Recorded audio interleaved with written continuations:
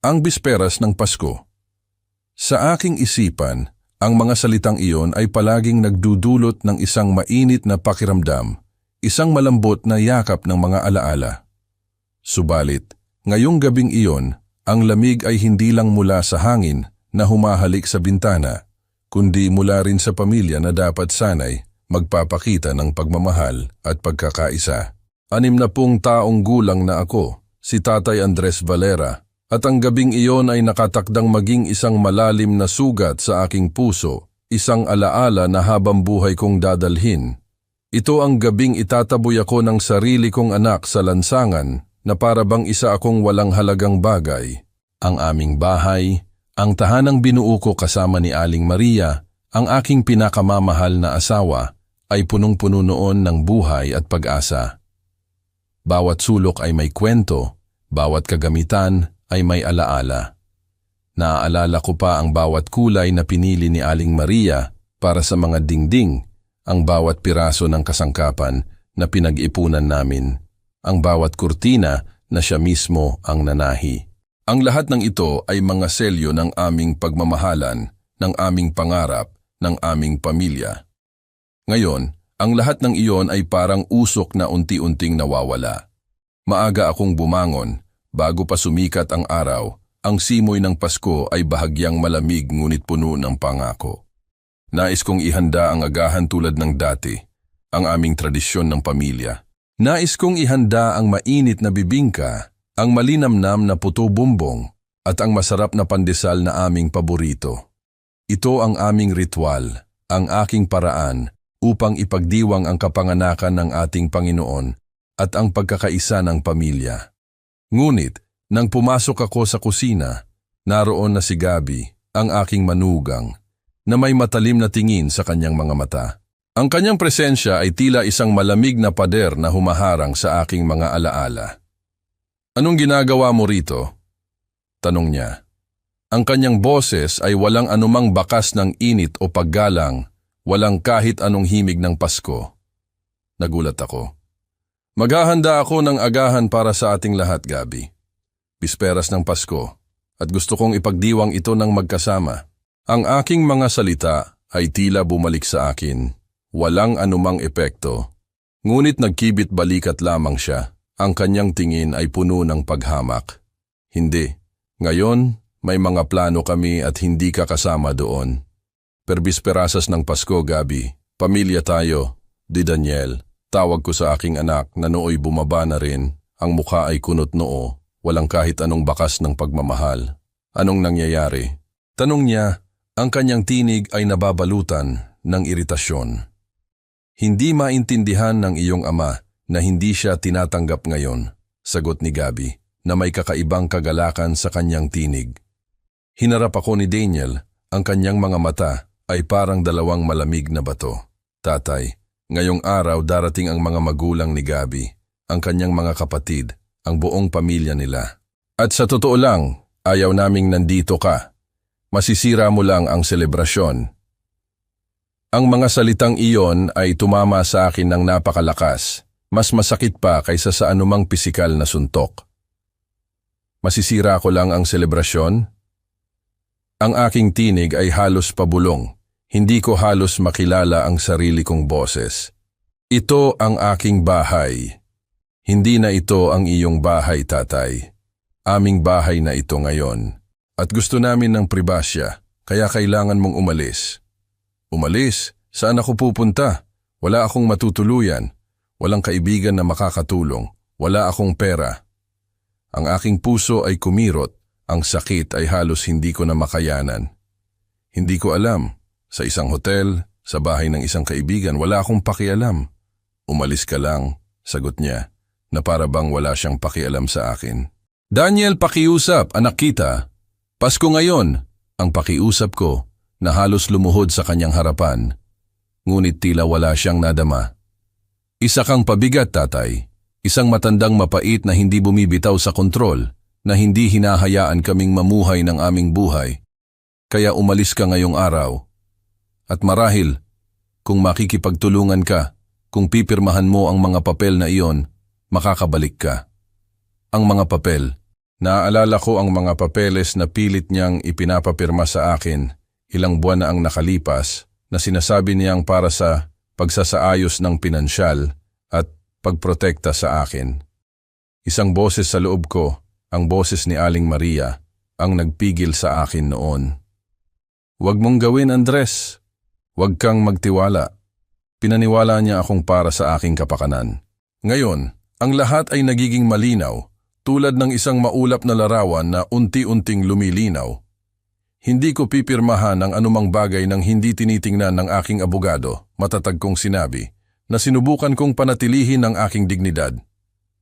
Kung gayon, huwag kang bumalik, umalis ka, at huwag kang babalik hanggat hindi ka handang maging makatwiran. Ang kanyang mga salita ay tila yelo na tumutusok sa aking kaluluwa. "Hindi mo ako maaaring itaboy sa sarili kong bahay." Sigaw ko, ang kawalan ng pag-asa ay halos hindi ko na mapigilan. "Hindi ko kaya?" Ngumiti siya ng may nakakapangilabot na kasamaan. Kinuha ni Daniel ang kanyang telepono at ipinakita ang isang bagay sa screen. "Nakikita mo? Ito ang titulo ng ari-arian ng bahay, nakapangalan sa akin, pinirmahan 2 buwan na ang nakalipas." Nanlamig ako. Ang bawat hibla ng aking katawan ay tila bumigay. Imposible, hindi ko kailanman inilipat ang man. "Naaalala mo ba ang mga papel na pinirmahan mo 2 buwan na ang nakalipas? Yung sinabi kong para sa pagsasaayos ng mga account? Iyon ay mga dokumento ng paglilipat ng bahay, ng mga negosyo, ng lahat. At pinirmahan mo iyon, lahat." Ang kanyang ngiti ay lumaki, puno ng tagumpay, parang hinahabol ako ng isang malamig na kamay. Ang aking abogado, ang aking kaibigan na pinagkakatiwalaan ko. Pero ang aking abogado, anong abogado, tatay? Putol niya sa aking sasabihin. Ang taong akala mo ay iyong abogado ay isang taong inupahan ko. Lahat ay pinlano. At ngayon, legal na. Lahat ay akin. Ang bahay, ang mga nursery, ang mga account, lahat. Ang kanyang mga salita ay tila mga martilyo na bumabagsak sa aking dibdib. "Iyan ay panluloko. Iyan ay pandaraya." Sigaw ko. Ang aking boses ay nanginginig. "Patunayan mo." Ngumiti siya. "May pirma ka sa mga dokumento, kusang loob na pinirmahan, notarized. Lahat ay legal. Wala ka nang natitira, tatay, at wala ka nang halaga." Tumahimik siya sandali. Ang kanyang mga mata ay nagniningas sa pagkamuhi. "Kaya umalis ka bago ko tawagin ang pulis at puwersahang palayasin ka." Nakita ko si Gabi na nakangiti, nasisiyahan sa aking pagkapahiya, sa aking sakit. Ang kanilang mga mukha ay nakaukit sa aking alaala, 2 demonyo na nagtatawanan sa aking pagkalugmok. "Mayroon kang 30 minuto upang iimpake ang anumang kaya mong dalhin," sabi ni Daniel. "Pagkatapos, isasara ko ang pinto. At kung susubukan mong bumalik, idedemanda kita sa paglabag sa batas." Umakyat ako sa aking maliit na silid, ang kwarto ng katulong na kinalalagyan ko ngayon. Sa nanginginig na mga kamay, inimpake ko ang kaunting bagay na mayroon ako. Ilang damit, ilang litrato ni Aling Maria na mayroon pa akong kapangyarihan na panatilihin ang aking pitaka na mayroon lamang 3,000 pesos. Iyon lamang, wala na akong access sa aking bank account. Inubos na ni Daniel ang lahat. Wala na akong credit card. Kinansela niya ang mga ito. Wala na akong bahay. Inagaw niya ito. Wala na akong negosyo. Kanya na rin ito. Ngayon, sa edad na 60, nasa lansangan ako. Wala, nag-iisa. Bumaba ako na may maliit na maleta. Nang hihintay si Daniel sa pinto, nakakrus ang mga braso, walang bakas ng pagsisisi. "Tatay, kapag handa ka ng pirmahan ang iba pang dokumento na nagpapatunay ng iyong pagiging walang kakayahan sa pag-iisip, tawagan mo ako. Pagkatapos, makakabalik ka, hindi bilang may-ari, kundi bilang aming panauhin sa iyong kwarto ng katulong. Aalagaan namin. Dahil masyado ka nang matanda upang alagaan ang sarili mo." Ang kanyang mga salita ay tila lason na sumisira sa akin. "Paano mo nagawa sa akin ito? Ama mo ako. At ako ang iyong kinabukasan. Masanay ka." Ang pinto ay isinara sa aking mukha. Pasko. Malamig ang gabi. At ako, isang 60 taong gulang na lalaki na bumuo ng isang imperyo, ay nakatayo sa lansangan, walang tahanan. Nagsimula akong maglakad ng walang patutunguhan, hindi alam kung saan pupunta. Malamang, naikwento na ni Daniel sa lahat ng aking mga kaibigan, na mga kasosyo ko rin sa negosyo, ang kanyang mga kasinungalingan, na ako ay may sakit sa pag-iisip, na ako ay mapanganib, na hindi nila ako dapat tulungan. Pakiramdam ko, wala na akong mapuntahan, wala nang makakapitan. Narating ko ang isang parke, umupo sa isang bangko, at sa unang pagkakataon sa 4 na taon mula nang pumanaw si Aling Maria, ako ay umiyak. Umiyak ako para sa lahat ng nawala, para sa pamilya na akala ko ay mayroon ako, para sa anak na naging iba, para sa buhay na binuo ko at inagaw sa isang iglap. Ang bawat patak ng luha ay nagdadala ng bigat ng aking pighati, ng aking pagsisisi sa pagiging labis na mapagbigay, sa pagiging bulag sa kasakiman ng aking sariling dugo. Ang aking mga alaala ay tila mga multo na sumasayaw sa paligid ko. Ang mga alaala ng masayang Pasko, ng mainit na agahan, ng mga ngiti ni Aling Maria. Ngayon, wala na ang lahat. Ayos lang po ba kayo, tatay? Tanong ng isang boses. Itinaas ko ang aking tingin. Isang binata, nasa 30s ang edad, nakadamit ng elegante, na may tunay na pag-aalala sa kanyang mga mata. Si Mang Ramon pala. Ayos lang ako, ang pagsisinungaling ko. Ngunit ang aking luha ay patuloy na umaagos. Hindi po kayo. Umiiyak kayo mag-isa sa bisperas ng Pasko. Mayroon po ba kayong matutuluyan? Ang kanyang boses ay malumanay, puno ng pag-unawa. Wala na po. Wala na akong pamilya, sagot ko. Ang aking tinig ay halos hindi marinig. Umupo si Mang Ramon sa tabi ko. Ang pangalan ko po ay Mang Ramon. Nagtatrabaho po ako para kay Doña Elena Reyes. Victoria Mendoza po, kilala niyo po siguro siya. Siya po ang may-ari ng Reyes Industries. Kilala ko ang pangalan. Si Doña Elena Reyes ay isa sa pinakamayayamang babae sa Pilipinas. Biyuda ng isang malaking industrialista. Sinasabing bilyon-bilyon ang kanyang halaga. At anong kinalaman niyan sa akin? Tanong ko, ang aking boses ay puno ng pagtataka at kawalan ng pag-asa. Naghahanap po si Doña Elena ng isang hardinero.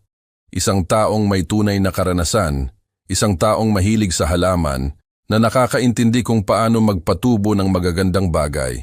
Ang huling hardinero niya po ay nag-resign noong isang linggo at desperado po siyang makahanap ng bago magbagong taon, paliwanag ni Mang Ramon. Ang kanyang mga mata ay nakatingin sa akin ng may pag-asa. Bakit mo sa akin sinasabi ito? Tanong ko. Hindi ko maintindihan.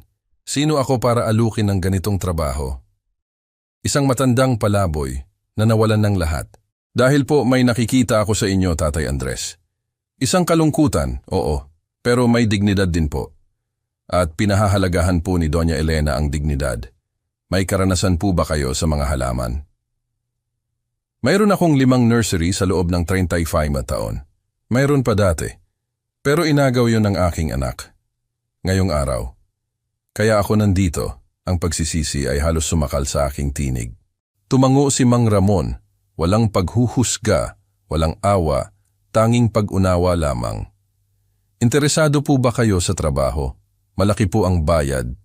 Kasama po ang tirahan sa ari-arian. At si Doña Elena po ay makatarungan, mabuti sa kanyang mga tauhan. Bakit mo ako tinutulungan? Hindi mo ako kilala? Tanong ko. Ang aking pagtataka ay lalong lumaki. Dahil Pasko po, tatay, at walang sinuman ang nararapat na mag-isa sa lansangan sa Pasko. At dahil naniniwala po ako sa mga ikalawang pagkakataon. Gusto niyo po ba ng isa? Tumingin ako sa kalangitan, naghahanap ng isang tanda, naghahanap kay Aling Maria, tinatanong siya kung ano ang dapat kong gawin.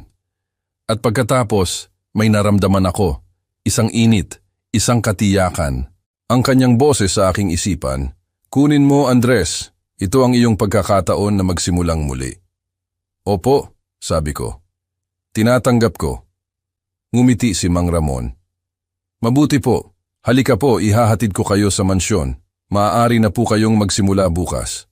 Ngayong araw po, magpahinga kayo, kumain ng mainit na pagkain, at matulog sa isang tunay na kama. Bukas po, magsisimula ang inyong bagong buhay. Sumakay ako sa kanyang sasakyan, isang eleganteng Mercedes. At habang kami ay lumabas sa parke, lumingon ako, pabalik sa syudad kung saan ko binuo ang lahat, kung saan ko nawala ang lahat. Ngunit ngayon, nakatingin na ako sa unahan, sa hindi kilalang landas, sa isang ikalawang pagkakataon na hindi ko alam na kailangan ko. At kahit ang aking puso ay durog, kahit ang lahat ay tila nawala, isang maliit na kislap ng pag-asa ang nagsimulang sumiklab. Dahil minsan, kapag nawala mo ang lahat, kapag nasa pinakailalim ka na, doon mo sa wakas masisimulan ang pagbuo ng isang bagong bagay, isang mas mahusay, isang mas totoo. At ang aking bagong buhay ay nakatakdang magsimula. Ang gabing iyon ng bisperas ng Pasko na puno ng pighati, ay siya ring gabing nagbigay sa akin ng bagong simula, isang hindi inaasahang pag-asa sa gitna ng kadiliman. Ang bawat hakbang ko sa malamig na sementadong kalsada ay tila isang pako na tumutusok sa aking kaluluwa. Ang bisperas ng Pasko na dapat sana ay puno ng galak at pagmamahalan ay naging gabing nagpapakita ng pinakamalalim na kalungkutan. Wala akong matirahan, walang patutunguhan, ang aking mga paa ay halos hindi ko na maramdaman sa lamig. Ang hangin ay humahampas sa aking manipis na baro at bawat simoy nito ay tila bumubulong ng, "Tapos na, Andres, wala ka nang natitira."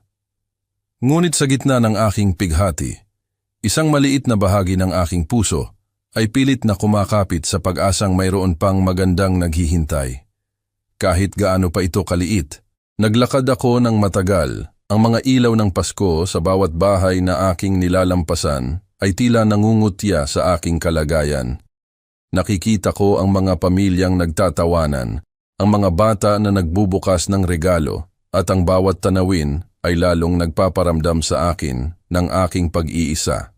Ang sakit sa aking dibdib ay hindi dahil sa gutom o lamig, kundi sa katotohanang ang aking sariling dugo ang nagtaboy sa akin sa ganitong sitwasyon. Ang aking anak, si Daniel, na kinalinga at minahal ko ng buong puso, ang nagdulot sa akin ng ganitong pighati. Ang bawat alaala ni Aling Maria ay lalong nagpaparamdam sa akin ng kanyang kawalan.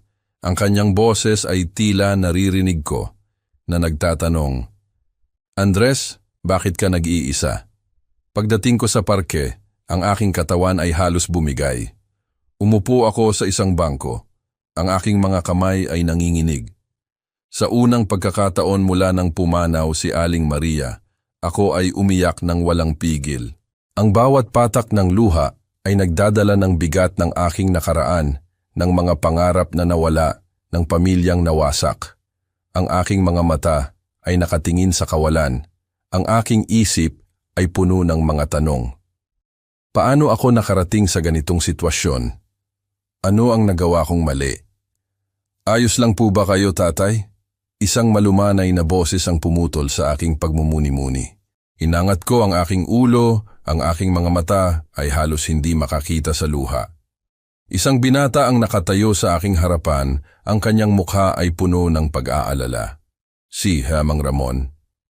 Siya ang taong nagbigay sa akin ng bahagyang ginhawa sa gitna ng aking kalungkutan, ang taong nag-alok sa akin ng isang hindi inaasahang pag-asa.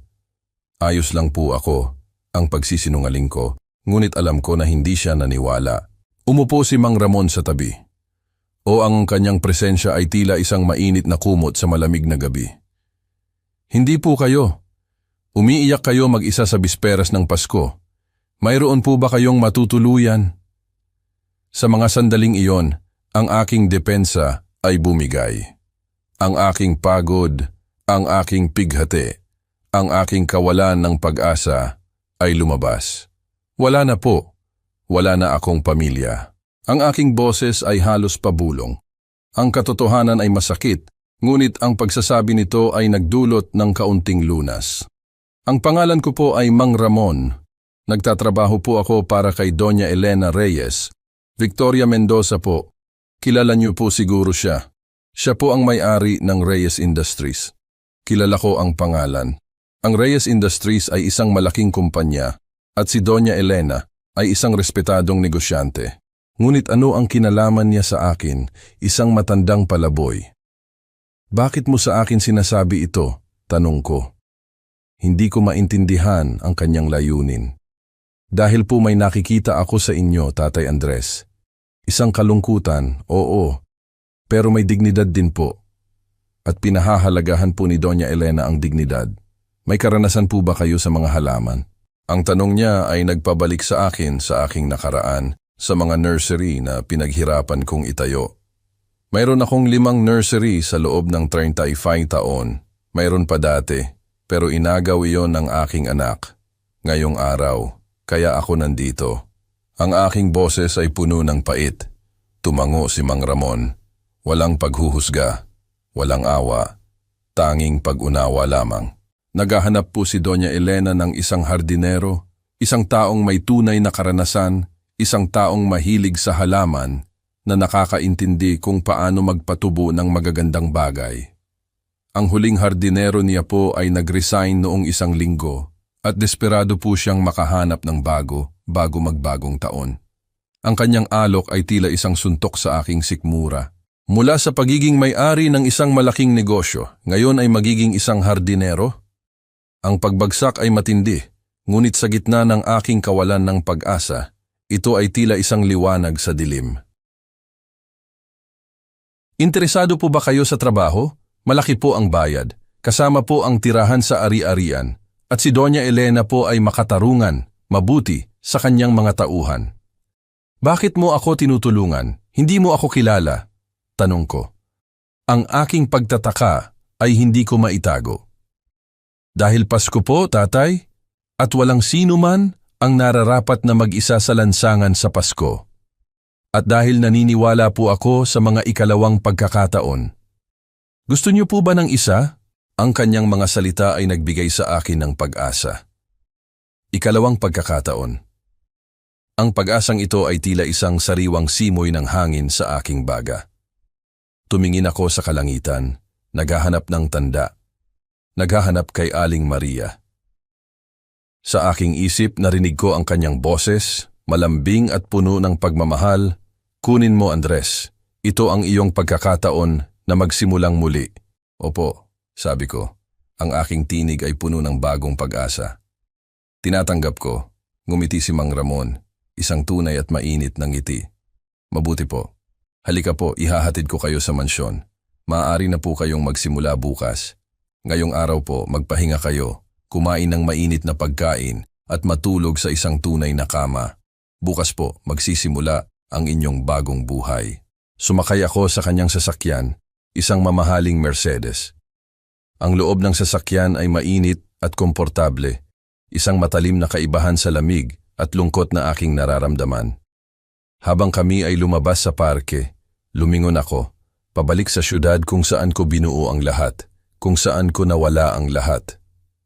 Ngunit ngayon, nakatingin na ako sa unahan, sa hindi kilalang landas, sa isang ikalawang pagkakataon na hindi ko alam na kailangan ko. At kahit ang aking puso ay durog, kahit ang lahat ay tila nawala, isang maliit na kislap ng pag-asa ang nagsimulang sumiklab. Dahil minsan, kapag nawala mo ang lahat, kapag nasa pinakailalim ka na, doon mo sa wakas masisimulan ang pagbuo ng isang bagong bagay, isang mas mahusay, isang mas totoo.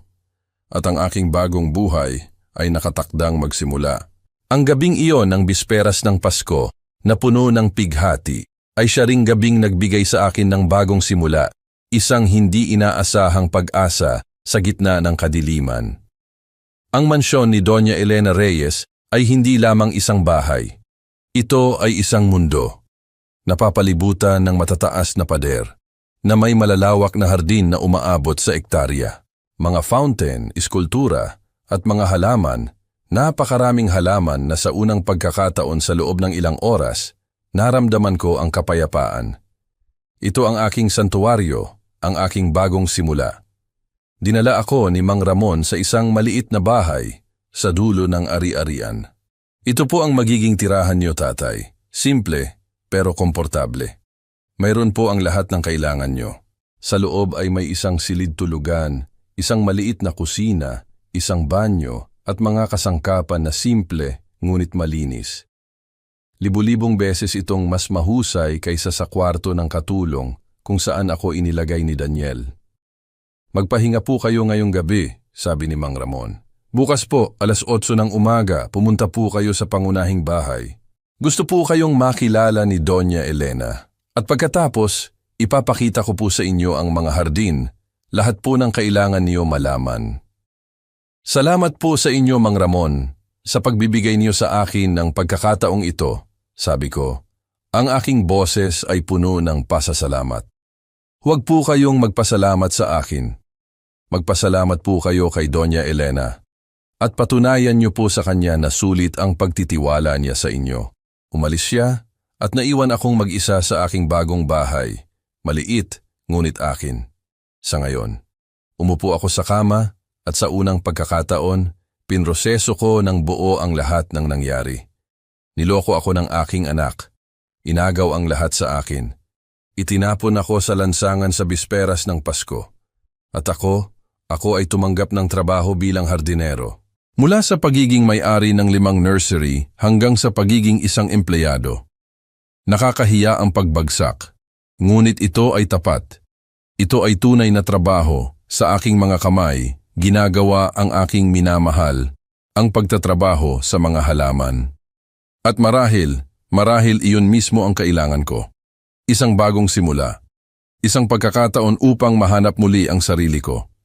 Ang sariwang hangin ng umaga ay humalik sa aking mukha habang ako'y naghahanda. Pagkatapos ng maikling, ngunit mapayapang pagtulog, bumangon ako ng maaga. Ang pag-asa ay tila isang maliit na binhi na nagsisimulang tumubo sa aking puso. Naligo ako, isinuot ang pinaka-presentableng damit na mayroon ako at bago pa man mag-8:00, kumatok na ako sa pinto ng pangunahing bahay. Ang aking puso ay bahagyang kumakabog, hindi dahil sa kaba, kundi sa pag-asa.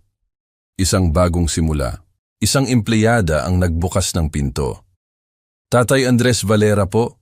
Tanong niya ng may paggalang. Opo, sagot ko. Inihihintay po kayo ni Doña Elena sa likod ng hardin. Sumunod po kayo sa akin. Naglakad kami sa loob ng bahay. Ito ay elegante, oo, ngunit hindi mayabang. May mga sining sa dingding, ngunit mayroon ding mga litrato ng pamilya, mga alaala. Ito ay hindi isang museo, kundi isang tahanan. Isang lugar na puno ng buhay, ng pagtawa, ng pagmamahalan. Ang bawat sulok ay may kwento. Bawat piraso ng kasangkapan ay may koneksyon sa mga naninirahan dito. Ang mga kulay ay malambot, ang ilaw ay maligaya, at ang simoy ng hangin ay nagdadala ng amoy ng sariwang bulaklak mula sa labas. Ito ay isang lugar na may kaluluwa.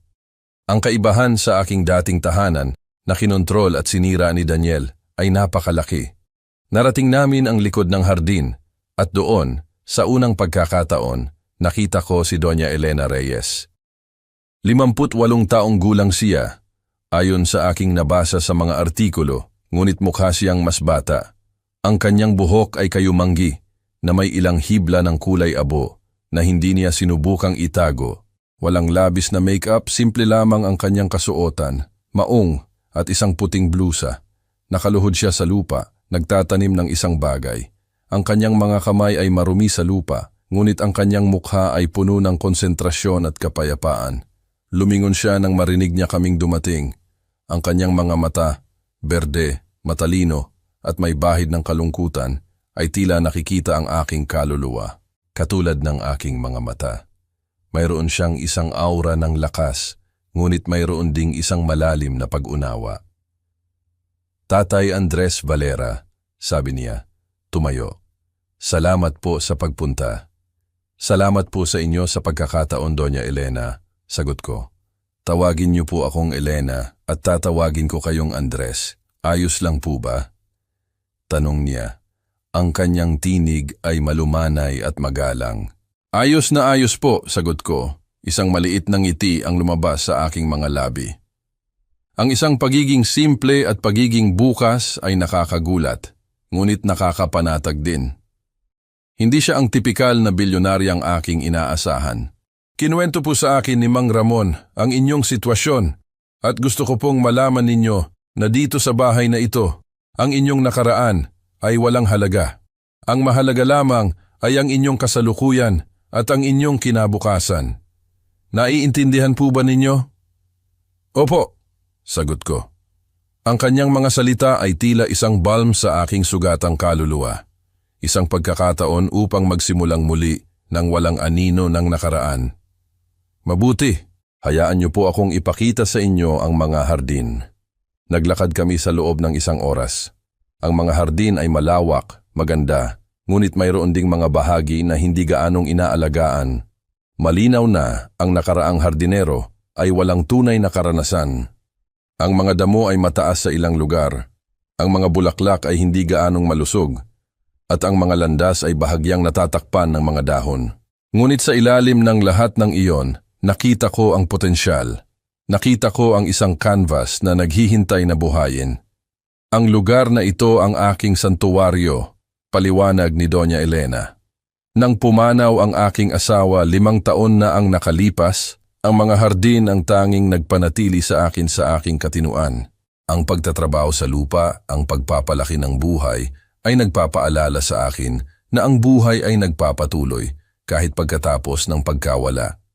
Naiintindihan ko po kayo ng lubusan, sabi ko, ang aking tinig ay puno ng empatiya.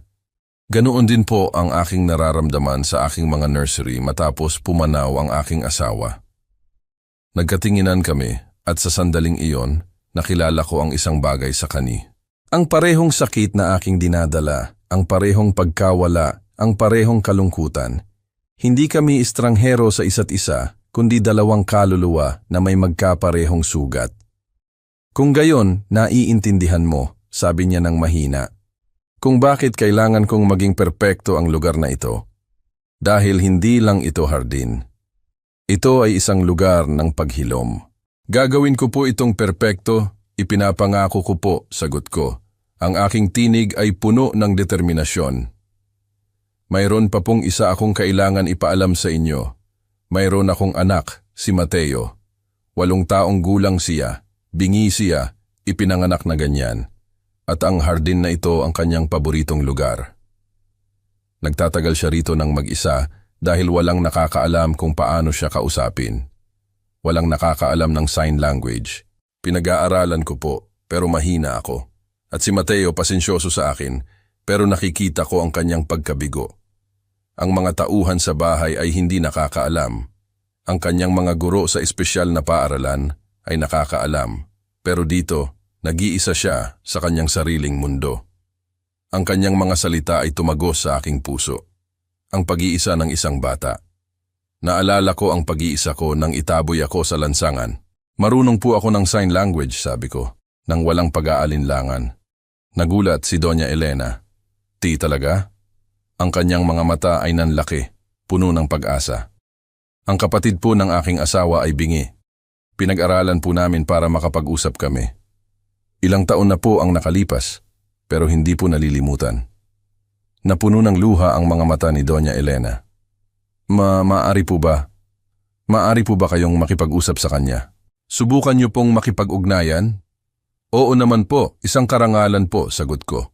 Karaniwan po pumupunta siya sa hardin pagkatapos ng klase, bandang 3:00. Kung maaari po kayong nandito. Nandito po ako, matatag kong sinabi. Hinawakan ni Doña Elena ang aking mga kamay. Nanginginig ang kanyang mga kamay. Hindi po ninyo alam kung gaano po kahalaga ito sa akin. Sa kanya, napaka-iisa niya, napaka-isolated. At ako, hindi ko alam kung paano siya lapitan. Ina niya ako pero minsan, pakiramdam ko, estranghero kami. Opo. Hindi po kayo estranghero, sabi ko. Kailangan lang po niya ng taong makikipag-usap sa kanya, literal at metaporikal. Doña Elena, ang pagiging magulang ay hindi lang sa dugo, kundi sa pag-unawa. At ginagawa niyo po ang lahat upang maunawaan siya. Tumango siya, at sa sandaling iyon, may nagbago. Hindi kami amo at empleyado. Kami ay 2 taong may sugat na sumusubok na gumaling, sumusubok na kumonekta. Ang aming mga puso ay nagtagpo sa isang tahimik na pag-unawa, isang pag-unawa na mas malalim kaysa sa anumang salita. Ang hardin ay hindi lamang isang lugar ng trabaho, kundi isang lugar din ng paghilom. At ako ay handa na para sa bagong hamon na ito, sa pag-asang matutulungan ko ang batang iyon, at marahil matutulungan ko rin ang aking sarili. Ang mga sumunod na oras ay ginugol ko sa pagsusuri ng mga hardin, paggawa ng mga listahan ng mga halaman na kailangan palitan, mga lugar na kailangan idisenyo, at mga sistema ng irigasyon na kailangan ayusin. Ito ay matrabaho, oo, ngunit ito ay trabaho na minamahal ko. Ang bawat paghawak sa lupa, ang bawat pagtingin sa mga dahon, ay nagbibigay sa akin ng pakiramdam ng layunin. At sa unang pagkakataon sa loob ng maraming buwan, marahil taon, naramdaman ko ang pagiging kapaki-pakinabang, ang pagiging pinahahalagahan, ang pagkakaroon ng layunin. Ang aking mga kamay, na dati isanay sa pagpapalakad ng mga negosyo, ay masaya ngayon sa paghawak ng lupa. 3:00 ng hapon, nakita ko siya.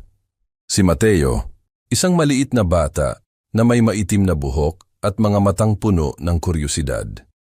Naglakad siya papunta sa hardin na may backpack sa likod. Umupo siya sa isang bangko sa ilalim ng isang malaking puno at kinuha ang isang libro. Dahan-dahan akong lumapit. Hindi ko siya gustong takutin. Nang ako ay ilang metro na lang ang layo, nakita niya ako. Nanlaki ang kanyang mga mata. Malinaw na hindi niya inaasahan na makakita ng bagong tao. May pagtataka sa kanyang mukha at bahagyang pagkabahala. Itinaas ko ang aking mga kamay at nagsenyas. Hello, ako si Andres. Ako ang bagong hardinero.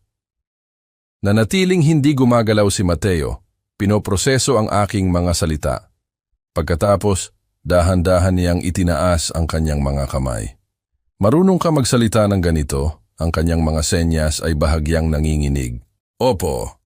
Pinag-aralan ko ito maraming taon na ang nakalipas, sagot ko sa senyas. Anong pangalan mo? Mateo. Ikinagagalak kitang makilala, Mateo. Anong binabasa mo? Ipinakita niya sa akin ang libro.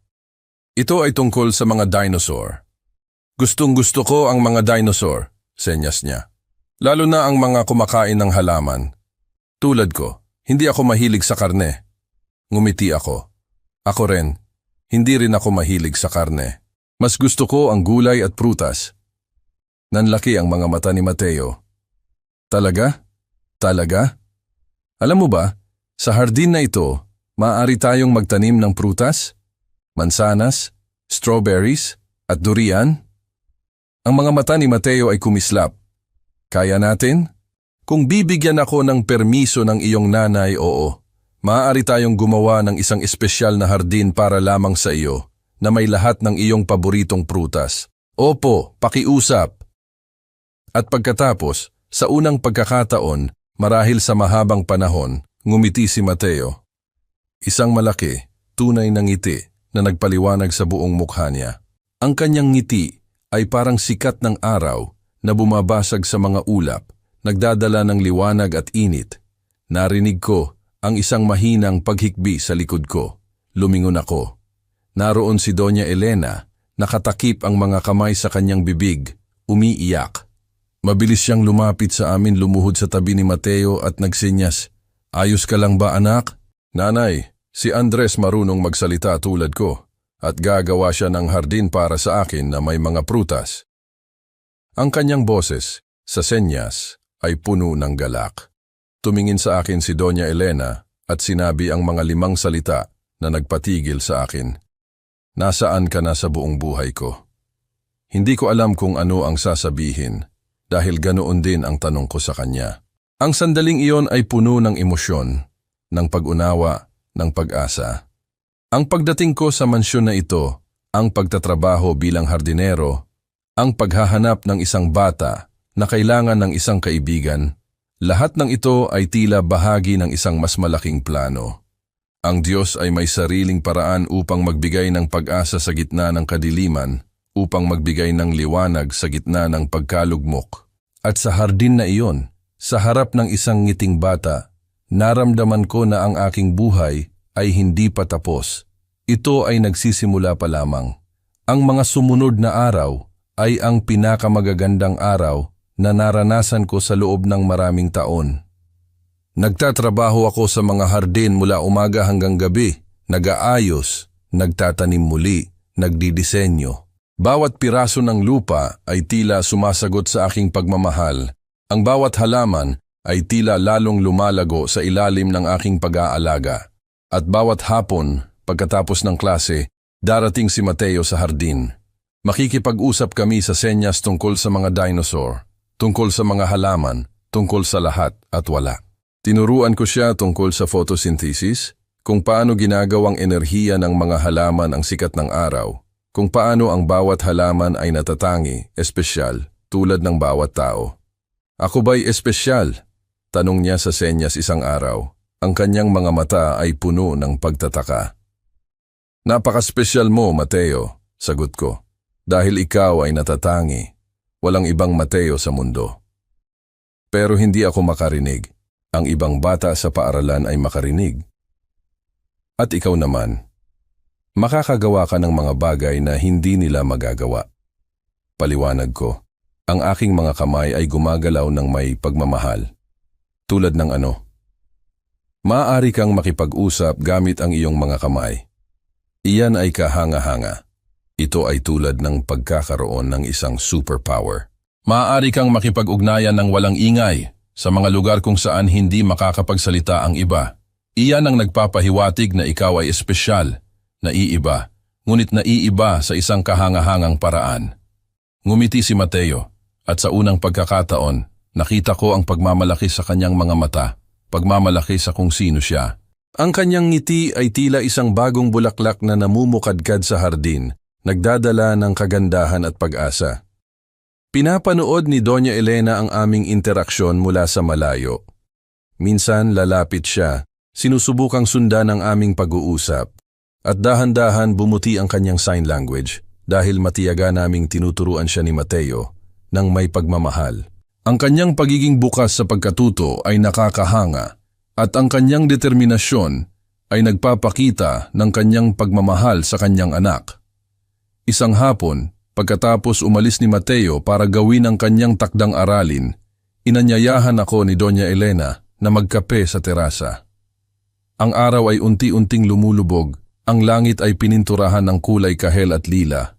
Ang hardin ay puno ng katahimikan, maliban sa mahinang huni ng mga ibon. Andres, simula niya, ang kanyang boses ay malumanay. Gusto ko pong magpasalamat sa inyo sa ginawa ninyo para sa aking anak.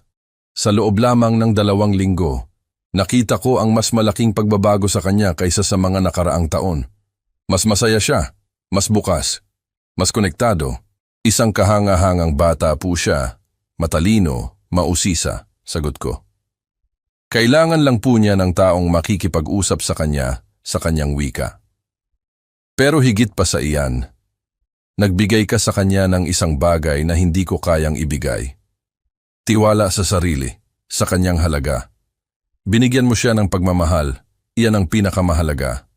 Pero ang pagmamahal na walang komunikasyon ay hindi sapat, sabi ko. At hindi ko alam kung paano siya lapitan hanggang sa dumating ka. Nanatili kaming tahimik, umiinom ng kape, tinitingnan ang mga hardin na nagsisimula ng magbago. Ang mga bulaklak ay namumulaklak na, ang mga damo ay nabawasan na, at ang mga landas ay malinis na. Ang hardin ay nagiging isang lugar ng kagandahan, tulad ng aming mga puso. Maaari po ba akong magtanong ng personal? Tanong ni Doña Elena. Oo naman po, sagot ko. Ang inyong anak ang nagtaboy sa inyo, bakit niya ginawa iyon?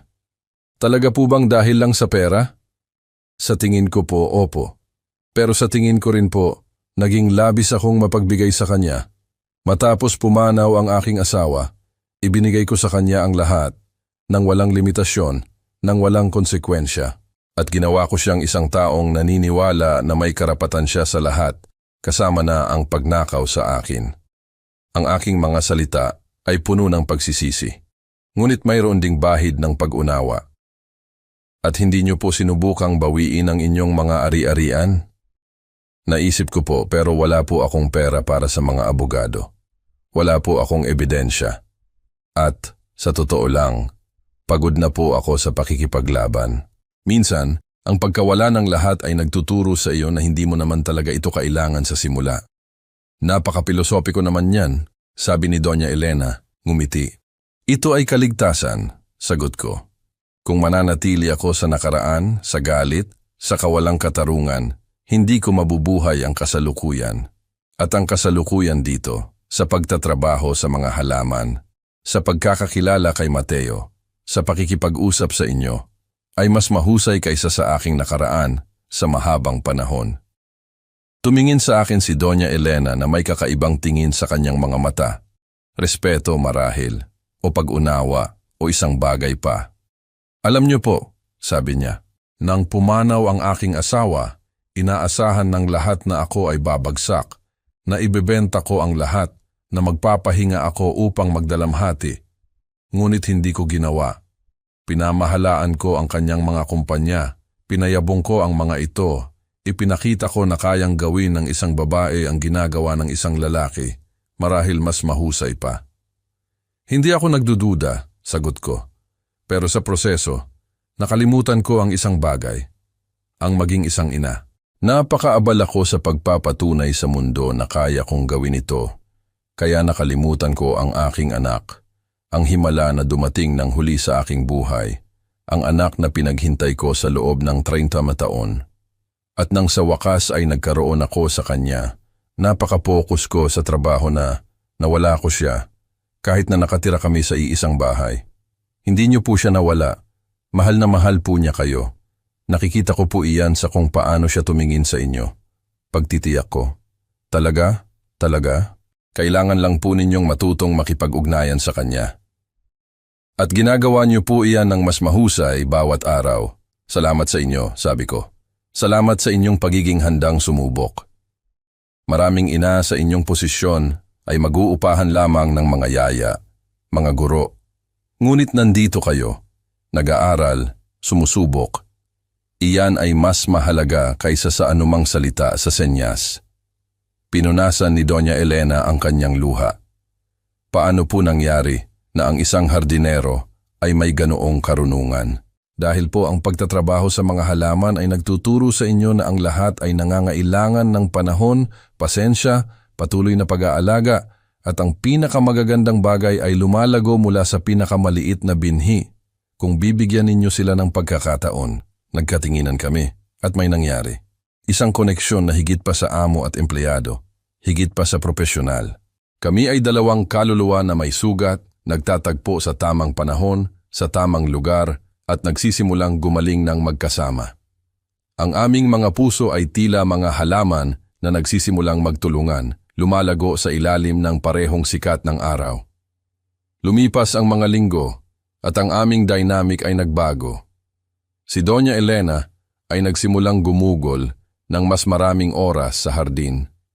Upang matuto, sabi niya. Ngunit alam naming dalawa na higit pa doon ang dahilan. Nagtatrabaho kami ng magkatabi, nagtatanim, nagpuprune, nagdidisenyo, at nag-uusap kami tungkol sa lahat, tungkol sa aming mga kasal, sa aming mga pagkawala, sa aming mga pag-asa. Naisip niyo po ba na mag-asawa ulit? Tanong niya sa akin isang araw, habang kami ay nagpapahinga sa ilalim ng malaking puno ng mangga. Ang sikat ng araw ay sumasala sa mga dahon, lumilikha ng mga sayaw ng liwanag at anino sa lupa. Umiling ako. Hindi ko po naisip. Naisip ko po na si Aling Maria ay natatangi, hindi mapapalitan, na hindi ko na muling mararamdaman iyon.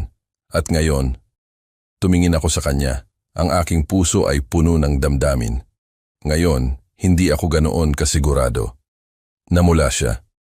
At sa unang pagkakataon, nakita ko siya hindi bilang bilyonarya, kundi bilang Elena, isang babaeng mahina, maganda, at nag-iisa, tulad ko. Ang kanyang mga mata ay nagniningas sa isang halo ng kaba at pag-asa. Hindi ko rin po naisip na mag-asawa ulit, sabi niya ng mahina. Mabuti po ang aking asawa sa akin. Ibinigay niya sa akin ang lahat, kasama na si Mateo. Pero hindi niya kailanman ibinigay sa akin ang ibinibigay niyo sa akin ngayon. Ano po ang ibinibigay ko sa inyo? Tanong ko, ang aking tinig ay halos pabulong. Tunay na pag-uusap. Samahan. Isang taong nakakakita sa akin bilang isang tao, hindi bilang tagapagmana ng isang kayamanan, hindi bilang presidente ng isang kumpanya, kung hindi bilang Elena lamang. Dahil iyan ang inyong pagkatao, Elena, isang kahangahangang babae, malakas, ngunit mabait at tunay. Lumapit siya sa akin. Ang kanyang mga mata ay puno ng damdamin. Andres, ito ay maaaring baliw pakinggan. Pero pakiramdam ko, kilala na kita sa buong buhay ko.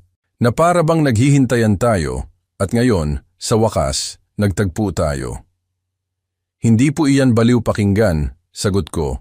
Ang aking puso ay kumakabog ng malakas. Ganoon din po ang aking nararamdaman. At pagkatapos, doon sa hardin, napapalibutan ng mga bulaklak na aking itinanim, kami ay naghalikan. Dahan-dahan, nang may pagmamahal, nang may lahat ng sakit at pag-asa na aming dinadala. Ang bawat halik ay tila nagsasabi ng 1,000 salita. Ang bawat pagdampi ng aming mga labi ay nagdadala ng kapayapaan at kaligayahan. Ito ay isang halik na puno ng pighati ng nakaraan, ngunit puno rin ng pag-asa para sa kinabukasan. Nang kami ay maghiwalay, pareho kaming may luha sa aming mga mata. Ito ay baliw, sabi niya, ngumiti. Halos 1 buwan pa lang tayong magkakilala. Minsan po, ang 1 buwan kasama ang tamang tao ay mas mahalaga kaysa sa maraming taon kasama ang maling tao. Paliwanag ko. At ano ang gagawin natin ngayon? Tanong niya. Ang kanyang tingin ay puno ng pagtataka at pag-asa. Hayaan po nating lumago tulad ng isang halaman, sabi ko. Nang may panahon, pasensya at pag-aalaga, ngumiti siya. Gustong-gusto ko yan. Gustong-gusto ko iyan. Ngunit ang aming kaligayahan ay nakatakdang subukan dahil ang aking nakaraan ay malapit ng matagpuan ako at ang aking anak ay may mga plano na hindi kasama ang aking pagtubos. Ang buhay ay puno ng mga pagsubok at alam kong ang aming pag-ibig ay hindi magiging eksepsyon. Ngunit sa pagkakataong ito, hindi ako nag-iisa. Mayroon akong Elena at mayroon akong Mateo.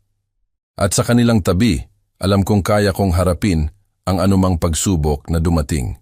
3 buwan matapos akong magsimulang magtrabaho sa mansyon ni Doña Elena Reyes, ang aking buhay ay ganap ng nagbago. Ang mga hardin ay namumulaklak, puno ng kulay at buhay. Si Mateo ay naging isang ibang bata, mas masaya, mas konektado sa kanyang nanay, at puno ng kuryosidad sa mundo. At si Elena ay naging isang bagay na hindi ko kailanman inakala na muli kong makakamit, pag-asa. Ang aming relasyon ay lumago ng natural, tulad ng mga halaman na pinag-aalagaan namin ng magkasama, nang walang presyon, nang walang pagmamadali. 2 tao lamang na nasisiyahan sa bawat isa, natututong magtiwala muli, magmahal muli. Alam ni Mateo ang lahat, syempre. Palaging alam ng mga bata. Isang araw habang kami ay nagtatanim ng strawberries sa kanyang espesyal na hardin, tinanong niya ako sa senyas. Gusto mo ba ang nanay ko? Opo. Gustong-gusto ko siya, sagot ko. Hindi ka ba niya ginugulo? Hindi, sabi ko ngumiti. Mas masaya siya ngayon.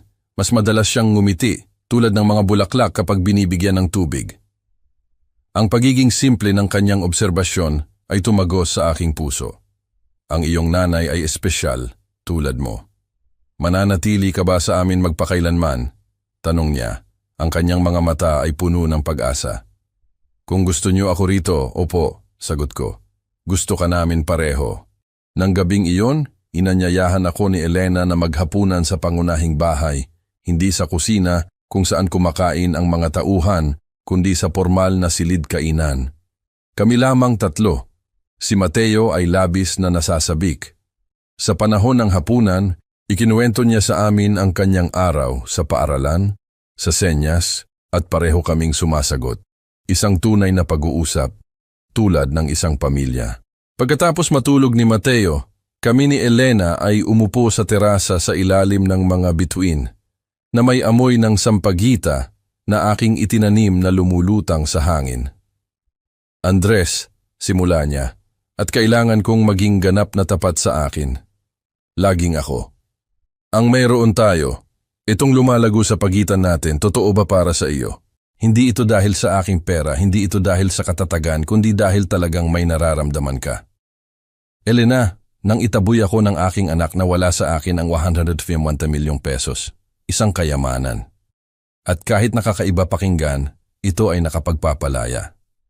Dahil napagtanto ko na ang pera ay hindi nagpapasaya sa akin, hindi ako pinoprotektahan.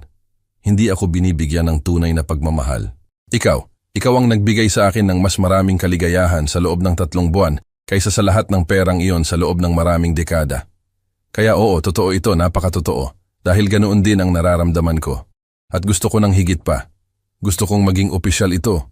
Gusto kong magkaroon si Mateo ng isang ama, isang taong makikipag-usap sa kanya, na makakaintindi sa kanya. At ako, gusto ko ng isang kasama, isang taong nakakakita sa akin ng totoo. Anong sinasabi mo? Sinasabi ko na gusto kong lumipat ka sa pangunahing bahay kasama ko, kasama si Mateo, bilang isang pamilya. At kung sumasang-ayon ka, sa huli, gusto kong pakasalan ka. Ang aking puso ay kumakabog ng napakalakas na akala ko ay sasabog ito. Sigurado ka ba? Halos 3 buwan pa lang. Andres, 58 taong gulang na ako. 5 taon na akong nag-iisa. At sa 3 buwan kasama ka, naramdaman ko ang mas maraming buhay, mas maraming kagalakan, mas maraming koneksyon kaysa sa maraming dekada. Hindi ko na gustong magsayang ng oras. Maikli ang buhay, at kapag nakahanap ka ng tunay na bagay, kumapit ka rito. Kung gayon, oo. Oo sa lahat. Sa paglipat, sa pagbuo ng pamilya, sa pagpapakasal, sa pagbuo ng isang buhay ng magkasama. Kami ay naghalikan sa ilalim ng mga bituin, at sa unang pagkakataon sa loob ng maraming taon, naramdaman ko na nasa tamang lugar ako. Ngunit ang kaligayahan ay hindi kailanman permanente. Palaging may naghihintay na pumutol dito. At ang aking pagkaantala ay may pangalan, Daniel. 1 linggo pagkatapos nito, nagtatrabaho ako sa harap ng hardin nang marinig ko ang isang sasakyan.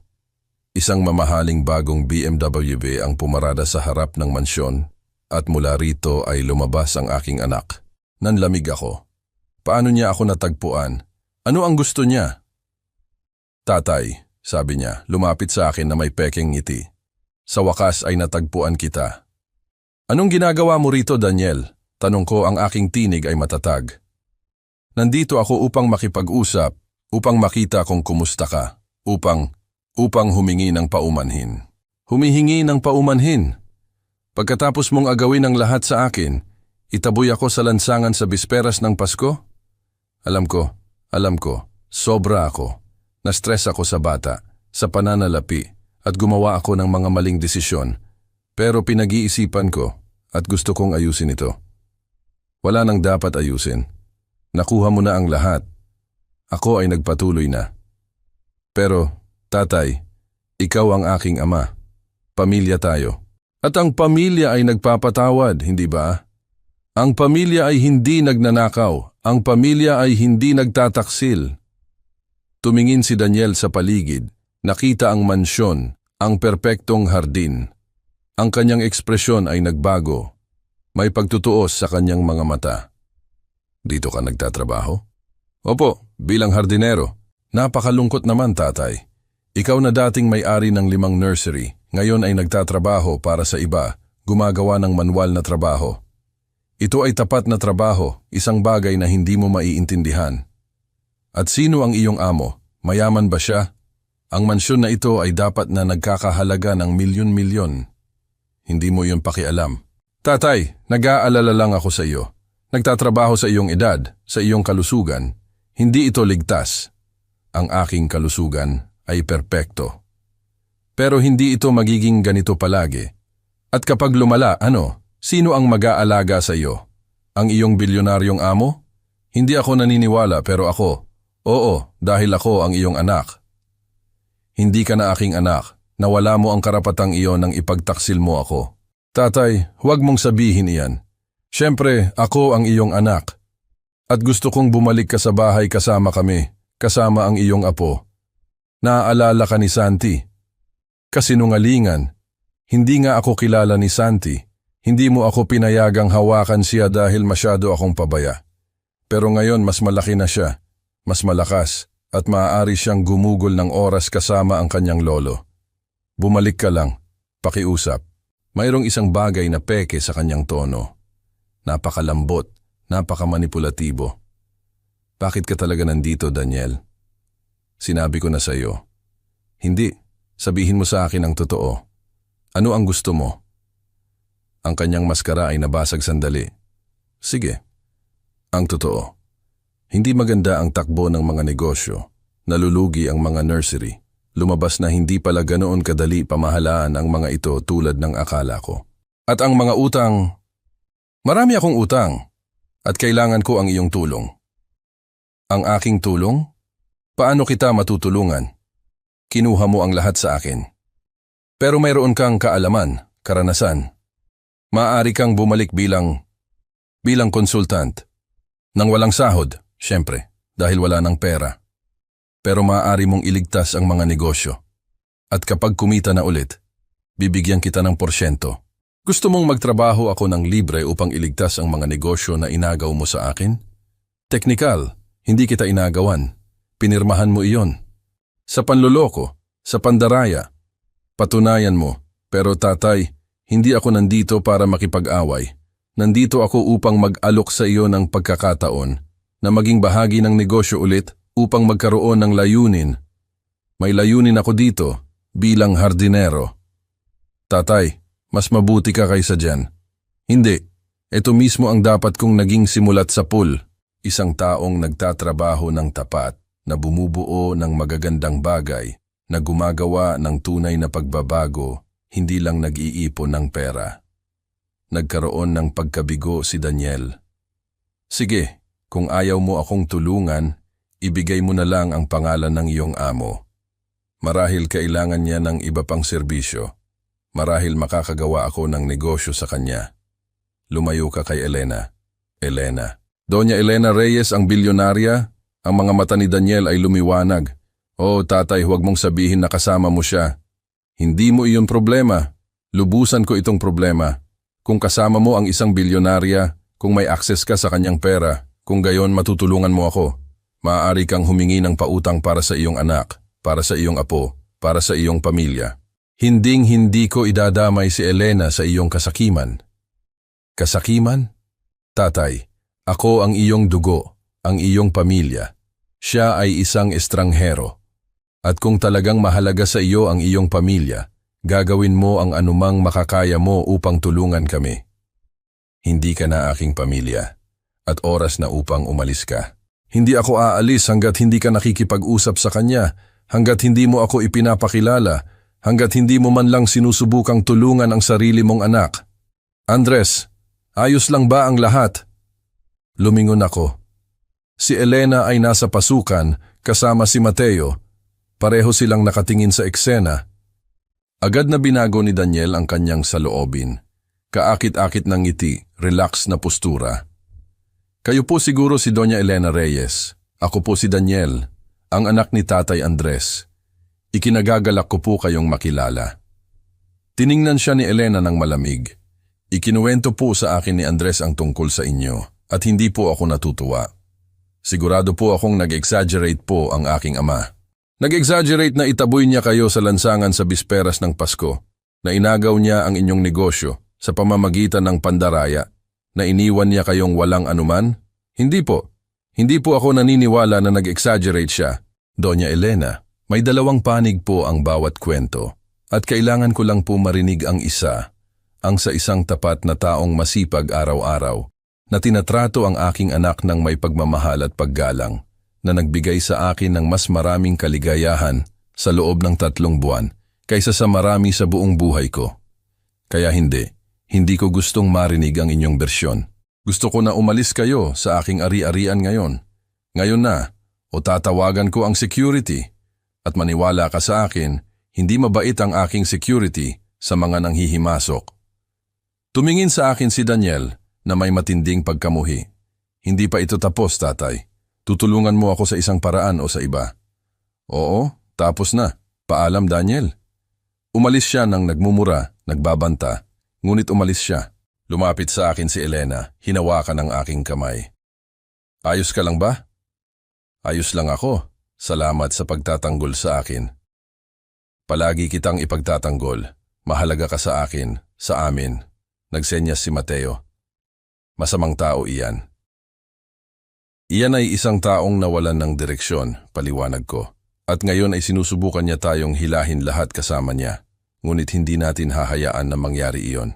Ngunit alam ko na hindi madaling susuko si Daniel. At tama ako.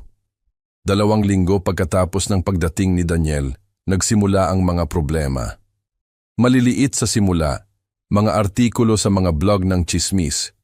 Bilyonarya Doña Elena Reyes, di umano'y may relasyon sa kanyang hardinero. Tunay na pag-ibig o naghahabol ng yaman.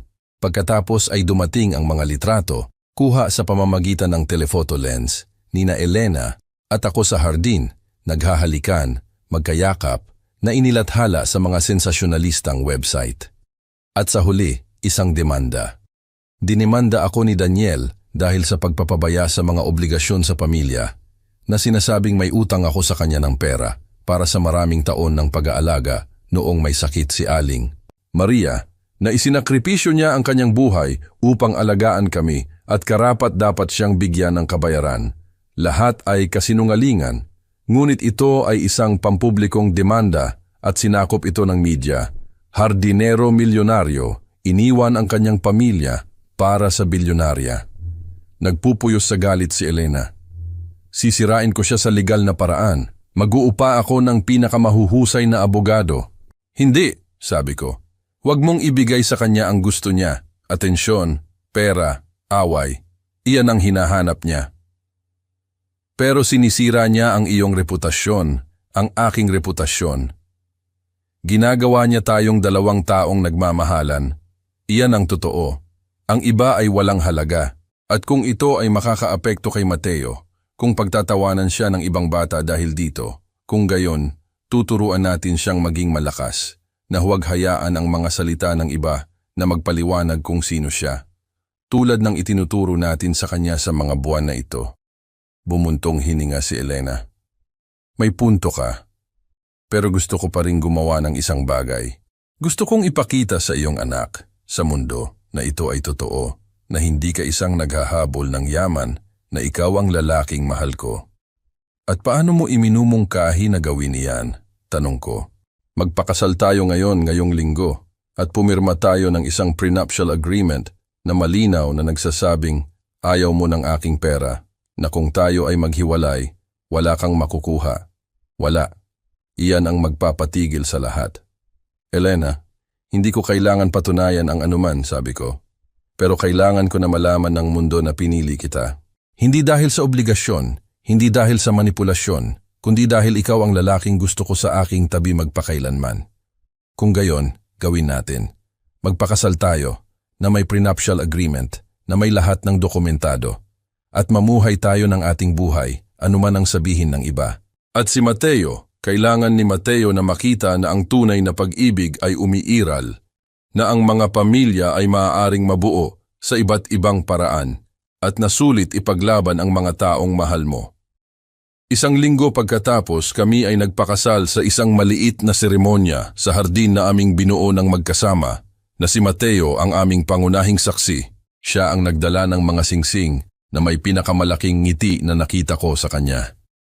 Nang kami ay magpalitan ng mga panata, ginawa ko ito ng malakas at sa sinyas upang maunawaan ni Mateo ang bawat salita. Elena, ipinapangako kong mamahalin ka, igagalang ka, at pararangalan ka sa bawat araw ng aking buhay. Ipinapangako kong maging ama na kailangan ni Mateo, at ang kasama na karapat-dapat ka. Hindi dahil sa iyong pera, hindi dahil sa iyong estado, kundi dahil mas mahusay ang aking buhay kapag kasama ka. Dahil natagpuan ko sa iyo ang isang bagay na akala ko inawala na magpakailanman, tahanan. Umiiyak si Elena. Andres, ipinapangako kong mamahalin ka, igagalang ka, at pararangalan ka sa bawat araw ng aking buhay. Ipinapangako kong matututo mula sa iyo, sa iyong karunungan, sa iyong pasensya, sa iyong pagmamahal sa mga bagay na lumalago. At ipinapangako ko na magkasama nating palalaguin ang isang magandang bagay, hindi lang mga halaman, kundi isang tunay na pamilya, tapat, puno ng pagmamahal. Kami ay naghalikan at pumalakpak si Mateo sa sign language. Iginagalaw ang kanyang mga kamay sa hangin, ang kilos ng pagpalakpak para sa mga bingi. At iyon ang pinakamagandang sandali sa aking buhay. Sinakop ng media ang kasal, ngunit sa pagkakataong ito, nagbago ang tono. Dahil ang prenuptial agreement ay pampubliko at malinaw na ipinakita na isinuko ko ang anumang karapatan sa kayamanan ni Elena. Hardinero, pinakasalan ang bilyonarya, ngunit isinuko ang kanyang kayamanan. Tunay na pag-ibig, pagkatapos ng lahat. Sinubukan ni Daniel na manghimasok kahit doon. Dumating siya sa kasal ng walang imbitasyon. Sinusubukang gumawa ng gulo, ngunit mabilis ang seguridad ni Elena. Inalis siya bago pa man siya makapasok. Ngunit habang siya ay inilalabas, sumigaw siya. "Tatay, pagsisisihan mo ito. Agawin ko ulit ang lahat sa iyo." "Wala na akong dapat agawin," kalmado kong sagot. "Pagmamahal lang ang mayroon ako, at iyan ay isang bagay na hinding-hindi mo maiintindihan o maagaw." Matapos ang aming kasal, binigyan ako ni Elena ng isang regalo, isang sobre. "Ano ito?" tanong ko. "Buksan mo," sabi niya, ngumiti ng misteryoso. Sa loob ay may mga legal na dokumento, napakarami. At habang binabasa ko, hindi ako makapaniwala sa nakikita ko. "Binili mo ang aking mga nursery?" "Lahat ng 5? Opo. Nang hindi na kayang panatilihing kumita ni Daniel, ibinenta niya ang mga ito. Binili ko sila sa pamamagitan ng isang subsidiary company upang hindi niya malaman na ako iyon," paliwanag ni Elena. "Elena, pero hindi ito sa akin," sabi ko. "Andres, sa atin ito. Sa iyo at sa akin. At kung gusto mo, maaari nating muling itayo ang mga ito ng magkasama, gawing tulad ng dati, o maaari nating ibenta ang mga ito, o gumawa ng isang ganap na kakaiba. Ikaw ang magpapasya dahil sa iyo ito ulit." Umiiyak ako. Ang luha ay dumaloy sa aking pisngi. Hindi ko alam kung ano ang sasabihin. "Huwag kang magsalita," sabi niya. "Magtayo na lang tayo ng isang bagay ng magkasama, isang bagong bagay, isang magandang bagay. Tulad ng hardin na ito, pero mas malaki, para sa mas maraming tao, upang ang ibang tao ay makahanap ng aming natagpuan, kapayapaan, kagandahan, layunin." At si Daniel ay nawala ang lahat. Ang mga nursery, ang bahay na binili ko para sa kanya, lahat. Dahil sa labis na utang. Dahil sa paggasta ng walang pag-iisip. At ngayon ay nasa sitwasyon siya kung saan niya ako iniwan. Walang anuman, nasa lansangan. "At ano ang iyong nararamdaman tungkol dito?" tanong ni Elena. Ang kanyang boses ay malumanay. "Sa totoo lang, nasisiyahan," sagot ko. "Hindi ito paghihiganti, kundi natural na hustisya. Ang mga konsekwensya ng kanyang mga aksyon. At marahil ang karanasang ito ang magtuturo sa kanya ng kailangan niyang matutunan tulad ng itinuro sa akin ng aking karanasan." Nang gabing iyon, habang natutulog si Mateo, kami ni Elena ay umupo sa aming hardin sa ilalim ng parehong mga bituin kung saan kami naghalikan sa unang pagkakataon. "Alam mo ba kung ano ang pinaka-ironic?" tanong ko. "Kung hindi ako itinaboy ni Daniel, kung hindi niya kinuha ang lahat, hindi ko sana natagpuan ito. Hindi ko sana natagpuan ka. Hindi ko sana nakilala si Mateo. Hindi ko sana natuklasan na ang tunay na kaligayahan ay hindi nagmumula sa pera. Nagmumula ito sa tunay na koneksyon, sa layunin, sa pagmamahal." "Kung gayon, nagpapasalamat ka sa kanya?" tanong ni Elena, ngumiti. "Hindi," sagot ko. "Pero tinatanggap ko na ang kanyang ginawa, kahit na malupit, ay nagdala sa akin sa tamang lugar. Kasama ka, kasama si Mateo, kasama ang buhay na ito. At ano ang gagawin natin sa kanya ngayon?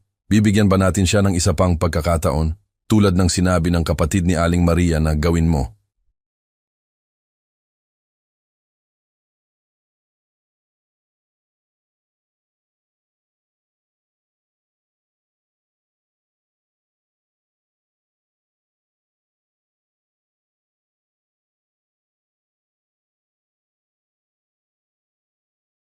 Pinag-isipan ko ng mabuti. Hindi pa. Kailangan niya munang marating ang pinakailalim. Kailangan niyang maintindihan kung ano ang nawala sa kanya, Hindi lamang ang pera, kundi ang kanyang ama, ang kanyang pamilya, ang kanyang integridad. At kapag naintindihan niya iyon, kung sakaling mangyari, kung gayon marahil. Ngunit sa aming mga kondisyon, nang may mga limitasyon. Napakatalino mo, Tatay Andres Valera, sabi ni Elena, hinawakan ang aking kamay. Hindi, sagot ko. Ako ay isang tao lamang na natuto ng pinakamahirap na aralin sa pinakamasamang paraan at nagkaroon ng kapalaran na makahanap ng isang mas mahusay sa kabilang panig. At doon, sa hardin na aming nilikha ng magkasama, sa ilalim ng mga bituin, na may amoy ng mga bulaklak na lumulutang sa hangin, naintindihan ko ang isang mahalagang bagay. Minsan, kailangan mong mawala ang lahat upang matagpuan ang tunay na mahalaga. At kapag natagpuan mo ito, kumapit ka rito ng buong lakas dahil iyon ang sulit, hindi ang pera, hindi ang estado, kundi ang pagmamahal, ang pamilya, ang tunay na koneksyon. At sa wakas, natagpuan ko ito.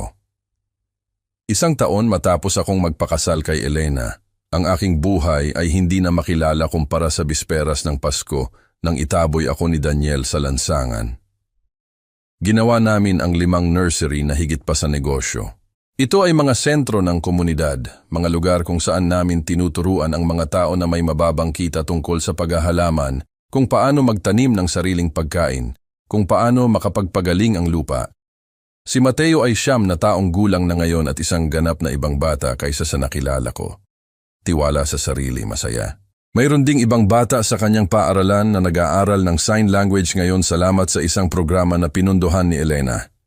Hindi na siya nag-iisa, mayroon siyang mga kaibigan, sosyal na buhay.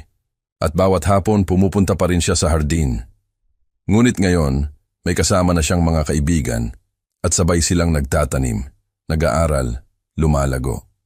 Tatay Andres ang tawag niya sa akin ngayon. At bawat oras na ginagawa niya iyon, napupuno ang aking puso ng isang bagay na hindi ko naramdaman sa loob ng maraming taon. Pagmamalaki sa pagiging ama, tunay, hindi dahil sa pera na maaaring ibigay ng isang tao sa akin, kundi sa pribilehiyo na makita ang isang bata na namumukadkad na maging bahagi ng kanyang paglago. Kami ni Elena ay nagtatrabaho ng magkasama bawat araw. Patuloy siyang pinamamahalaan ang kanyang korporatibong imperyo, ngunit ngayon ay ginagawa niya ito ng mas balanse, mas maraming oras para kay Mateo, para sa akin, para sa amin, bilang isang pamilya. At magkasama kaming nagtatag ng isang foundation, ang Mariana at Roberto Reyes Foundation, na ipinangalan sa aking yumaong asawa at sa yumaong asawa ni Elena upang parangalan ang kanilang ibinigay sa amin at upang bumuo ng isang bagay na makakatulong sa iba. Ang foundation ay nakatuon sa 3 bagay: edukasyon para sa mga bata na may kapansanan, mga programa sa komunidad na hardin at tulong para sa mga nakatatanda na inabandona ng kanilang mga pamilya. Dahil alam ko kung ano ang pakiramdam niyan at ayaw kong maranasan ito ng sinuman. Tungkol kay Daniel, hindi ko na siya nabalitaan sa loob ng ilang buwan hanggang isang hapon, si Mang Ramon, na patuloy na nagtatrabaho para kay Elena at naging isang mabuting kaibigan, ay lumapit sa akin. Andres, may tao sa pinto, sabi niya. Anak mo siya. Siya ay nasa masamang kalagayan. Ang aking unang instinct ay sabihin na hindi, napaalisin siya, na pagkatapos ng lahat ng ginawa niya sa akin, hindi siya karapat-dapat kahit 1 minuto ng aking oras. Ngunit pagkatapos naisip ko si Mateo, kung paano namin itinuro sa kanya ang tungkol sa pagkahabag, tungkol sa ikalawang pagkakataon, tungkol sa pagiging mas mabuti kaysa sa mga taong nanakit sa iyo. Papasukin mo pero hayaan mong pumunta siya sa hardin, hindi sa bahay. 10 minuto pagkatapos, nakita ko ang aking anak at ito ay isang pagkabigla. Nawalan siya ng maraming timbang, gusot at marumi ang kanyang damit, hindi ayos ang kanyang balbas, malalim ang kanyang eye bags, mukha siyang sirang-sira. Hello, tatay, sabi niya ng mahina. Daniel, sabi ko. Alam kong wala akong karapatan na nandito matapos ang lahat ng ginawa ko, pero wala na akong ibang mapupuntahan. Nasaan si Gabi? Si Santi? Umalis sila 4 na buwan na ang nakalipas nang mawala ang lahat sa amin. Sabi ni Gabi, hindi siya nagpakasal sa isang talunan, na mas karapat-dapat siya.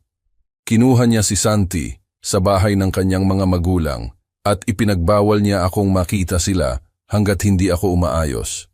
Pero hindi ko alam kung paano ayusin. Hindi ko alam kung paano maging isang tao. Umupo ka, sabi ko. Itinuro ang isang bangko. Umupo siya ng maingat na para bang masakit ang buong katawan niya. Kailan ka huling kumain? Tanong ko. Hindi ko alam. Kahapon? Marahil. Maghintay ka rito. Pumunta ako sa bahay, naghanda ng sandwich na may juice at prutas. Bumalik ako at ibinigay sa kanya. Kinuha ni Daniel ito nang nanginginig ang mga kamay. Salamat. Kumain siya ng tahimik. Pinapanood ko siya, nagtataka kung paano kami nakarating dito. Kung paano ang sanggol na aking kinarga, ang batang aking pinalaki, ang kabataang aking pinag-aral ay naging ganito. Tatay, hindi ako humingi ng pera. Alam kong wala ako niyan. Humingi ako sa iyo ng isang kakaibang bagay. Ano? Tanong ko. Patawad. Alam kong hindi ko karapat-dapat. Alam kong ang ginawa ko sa iyo ay hindi mapapatawad. Inagaw ko sa iyo. Itinapon ko sa lansangan. Tinrato kita na parang basura. At ngayon, naiintindihan ko ng eksakto kung ano ang pakiramdam, kung bakit nangyari ito sa akin. Ginawa sa akin ni Gabi ang ginawa ko sa iyo. At nang nasa lansangan ako, nag-iisa, walang anuman, napagtanto ko kung gaano ako kahalimaw. At ano ang inaasahan mong gagawin ko dito? Tanong ko. Wala. Wala akong inaasahan. Kailangan ko lang na malaman mo na sa wakas naiintindihan ko na ako ay nahihiya, nandidiri sa aking sarili. At kung kaya kong baguhin ang lahat, gagawin ko, pero hindi ko kaya. Kaya nandito lang ako upang sabihin, patawad. At pagkatapos ay aalis ako at hindi mo na ako muling malalaman. Nanatili kaming tahimik, pinoproseso ko, naghihintay siya. Saan ka natutulog? Sa mga shelter. Minsan sa lansangan, kung saan ako makakahanap. At ano ang plano mong gawin? Hindi ko alam. Maghanap ng trabaho, anumang trabaho, mag-ipon ng pera. At isang araw ay ipapakita ko kay Gabi na kaya kong maging mas mabuti upang hayaan niya akong makita ang aking anak. At kung hindi kanya kailanman patawarin. Kung gayon, mamuhay ako sa konsekwensyang iyon tulad ng pamumuhay mo sa ginawa ko sa iyo. Maliban na hindi ako namumuhay sa ganoon dahil nagpatuloy ako. Binuo ko ang isang bagong bagay, isang mas mahusay at natagpuan ko ang kaligayahan sa kabila ng iyong pagtataksil, hindi dahil dito. Alam ko, nakita ko ang mga balita, ang iyong kasal, ang iyong bagong pamilya. At natutuwa ako para sa iyo, tatay. Talaga. Karapat-dapat kang maging masaya matapos ang lahat ng iyong pinagdusahan, lalo na dahil sa akin. Lumabas si Elena sa hardin kasama si Mateo. Pareho silang nanonood mula sa terasa. Ito ba si Daniel? Tanong ni Elena. Opo, sagot ko. Lumapit siya. Tiningnan ang aking anak na may halo ng awa at pagtutol. Mukha kang masama. Alam ko po, Doña Elena, at naiintindihan ko po kung gusto niyo akong umalis. Hindi ko gustong umalis ka pa. Gusto kong makinig ka ng isang bagay na hindi alam ng iyong ama na sasabihin ko. Pero sa tingin ko, kailangan itong sabihin. Tumingin siya sa akin. Andres, sa loob ng isang taon na ito, nakita kitang lumago, namulaklak, naging ang lalaking nakatakdakang maging, nang walang mga pasanin ng nakaraan, nang walang mga kadena ng isang nakakalason na pamilya. At ito ay kahanga-hanga para sa akin, para kay Mateo, para sa lahat ng iyong hinahawakan. Pero nakita rin kitang tumitingin sa mga litrato ni Daniel noong bata pa siya. Narinig kitang nag-uusap tungkol sa mga magagandang sandali bago siya sirain ng pera at kasakiman. At alam kong isang bahagi mo, gaano man kaliit, ang nangungulila sa iyong anak, hindi sa nagtaksil sa iyo, kundi sa batang siya noon. Elena, sabi ko, ang aking tinig ay puno ng damdamin. Hayaan mo akong tapusin. Hindi ko sinasabi na bigyan mo siya ng pera. Hindi ko sinasabi na patawarin mo siya kaagad. Pero naniniwala ako sa ikalawang pagkakataon. Binigyan mo ako ng isa, isang matandang lalaki na walang anuman. At tingnan mo ang ating binuo. Marahil si Daniel ay karapat-dapat sa pagkakataon na patunayan na kaya niyang magbago. Umiiyak si Daniel. Hindi ko po karapat-dapat ang inyong kabutihan, Doña Elena. Tama ka, hindi mo ito karapat-dapat. Pero hindi ito tungkol sa kung ano ang karapat-dapat mo. Ito ay tungkol sa kung sino ang gusto nating maging. At pinili nating maging mga taong nagbibigay ng pagkakataon, ng may mga kondisyon, ng may mga limitasyon, pero pagkakataon sa huli. Tumingin siya kay Mateo at nagsinyas. Ano ang sa tingin mo? Dapat ba nating tulungan si Daniel? Si Mateo, na may karunungan ng isang batang dumanas ng pagbubukod, ay nagsinyas.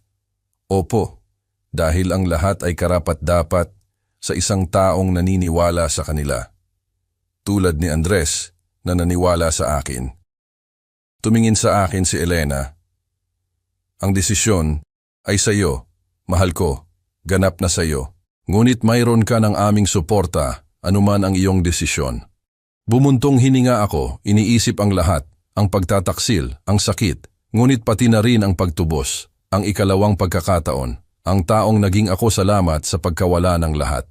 Daniel, sabi ko sa huli, mag-aalok ako sa iyo ng isang bagay, hindi para sa iyo, kundi para sa akin, upang mamuhay ako ng walang pagsisisi, ng walang mga tanong kung ano ang mangyayari kung anuman tatay, anumang bagay.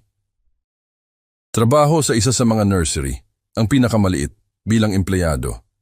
Minimum na sahod, nag-aalaga ng mga halaman, naglilinis, gumagawa ng mabigat na trabaho. At tirahan sa kwarto ng mga empleyado, maliit, basic, sa loob ng 6 na buwan. Tatay, iyan ay, hindi pa ako tapos. Ang mga kondisyon ay ito. 0 access sa corporate money. 0 authority sa ibang empleyado. 0 contact sa akin maliban kung ako ang magsisimula. Magtatrabaho ka, matututo, at patutunayan mo na kaya mong maging responsable. At kung sa loob ng 6 na buwan ay magpapakita ka ng tunay na pagbabago, susuriin natin ang susunod na hakbang. Pero kung sa anumang oras ay magsisinungaling ka, magnanakaw o magmamanipula, tapos na. Walang ikalawang pagkakataon, walang paliwanag. Tapos na. Naiintindihan mo ba? Naiintindihan ko po at tinatanggap ko po ang lahat. Salamat po, tatay. Hindi po ako bibigo sa inyo. Binigo mo na ako minsan. Ngayon may pagkakataon kang patunayan na hindi iyon ang nagpapakilala kung sino ka, na kaya mong maging mas mabuti. Dinala ni Mang Ramon si Daniel ng gabing iyon sa pinakamalayong nursery. Binigyan siya ng malinis na damit, isang kwarto, malinaw na alituntunin, at isang mahigpit na supervisor na patuloy na magbabantay sa kanya. Yinakap ako ni Elena ng gabing iyon. Ipinagmamalaki kita. Hindi madali, sabi ko. Pero kailangan ito para sa aking kapayapaan ng isip. At para saan? Dahil sa kabila ng lahat, anak ko pa rin siya. At gusto kong maniwala na ang mga tao ay kayang magbago. Binago mo ang aking buhay. Binago ko ang iyong buhay. Marahil si Daniel ay kaya ring magbago.